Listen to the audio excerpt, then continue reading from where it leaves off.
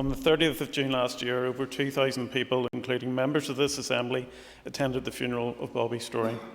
Every day before and every day since, for the duration of this pandemic, families across this country have lost loved ones. Many have not been able to visit their dying loved ones. Some have had to say goodbye on the phone. Some of the stories that we have heard are frankly inhumane.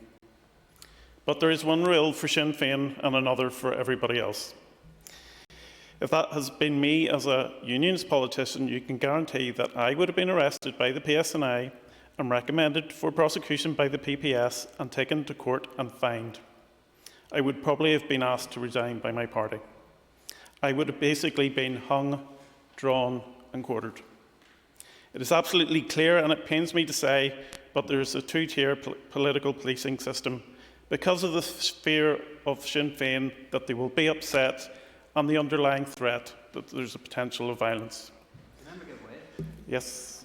Giving way, he makes a very valid point with regards to the policing and the political party of Sinn Féin, in that there was warning signs days before the funeral with regards to the wake, where 400 people, I think, attended the wake of the deceased. Surely that should have sent sirens in both political party Sinn Féin and the PSNI. Member has an additional minute. Thank the member for his comments, and you're right, that should have sent a warning signal to both the PSNI and Sinn Féin. The facts are, and I hate to say it, but Sinn Féin are treating my community like dirt and this Assembly. And it needs to stop, and it needs to stop now. And that's how Sinn Féin are making me feel in my community. The decision of the PPS not to prosecute was sadly predictable. That doesn't make it less abhorrent. The most unbelievable part of this entire episode is that the decision has been justified on the basis that members of this Assembly were confused by the rules, something I don't recall ever being mentioned. Where do I begin with this, Mr. Speaker? With thousands of families across this country that have carefully abided by the restrictions when holding funerals.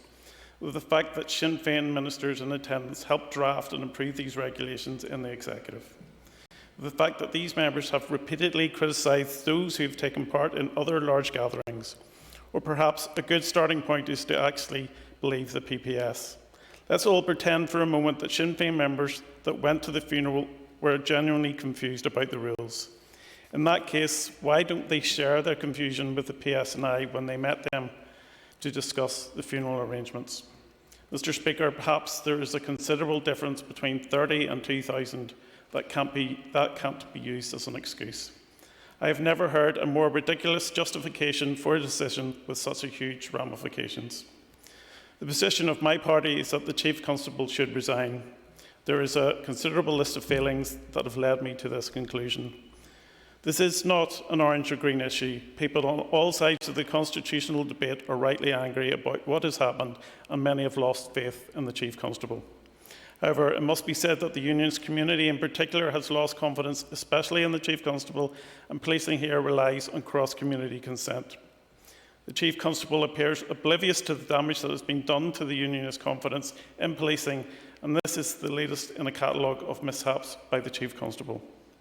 There's been long talk of a two-tier policing in Northern Ireland, and those at the top of the police insist that this is not the case. Yes. I'm grateful to my member agree with me that what we have here is not a case of confusion, but actually collusion. They plotted and conspired jointly, the police and Sinn Féin, to put in place the arrangements for this funeral. Yes, there's absolutely no confusion whatsoever. If it is mere perception, then how does one explain the Story funeral and the subsequent investigation? Well, compared with how the Unionist community have been treated, the Chief Constable still does not seem to grasp the political repercussions of how this has been handled. On another matter, the Deputy First Minister was only interviewed 5 months after the event took place. Meanwhile, the PSNI continue to issue on-the-spot fines to members of the public and can arrest loyalists within 3 days for alleged breaches of COVID regulations. They normally do so with less evidence than we have for Sinn Féin members attending that funeral. There is a picture of the Deputy First Minister at the funeral with a man's arm around her. Some people in this country haven't hugged their mother for years. Policing of this event has made a total mockery of the regulations.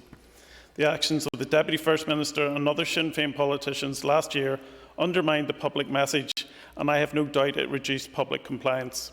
Yet throughout this most recent lockdown, the vast majority of people have continued to follow the restrictions. The decision not to prosecute by the PPS, I fear, will absolutely shatter compliance with restrictions. As a result of what happened, I've already heard about cases in which people who receive fines are now going to challenge that in the courts. How can they tell members of the public with any authority that their businesses must close, that they must not see their families, and that they must not leave their homes? The public will laugh at us. I would like to conclude, Mr. Speaker. The apology of the Deputy First Minister was not enough and is not good enough. She has failed to acknowledge any wrongdoings on her part. It remains my view that her position is untenable and that she would resign, but you just don't care. The Deputy First Minister has no authority to lecture people on what they should do and should not be doing at present, because the message on COVID regulations have now been shattered. The Chief Constable must also consider his refusal to resign. He should reflect on the magnitude of these events on the confidence in policing Northern Ireland. What happened finally, Mr. Speaker, last June and the decisions in recent days cannot and should not be ignored. There must be serious consequences as a result of the actions of Sinn Fein.